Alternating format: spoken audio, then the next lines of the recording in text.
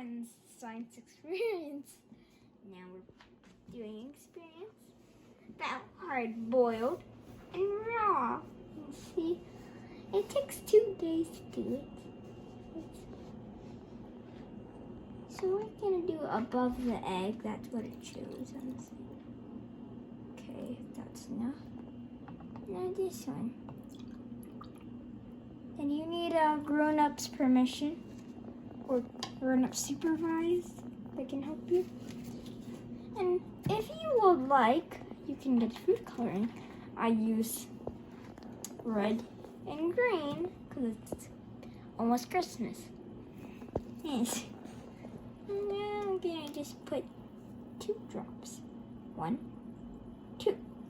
Because there's 2 days of Christmas. Christmas Eve and the real Christmas. I can put 2 of these. 1, 2. Now we watch it. They're bubbling. This one looks like blood, doesn't it? That one looks like, I don't know, it looks like chemicals. Now we watch eggs bubble into the hot coloring. That's the hard boil, and that's the raw. Can you tell?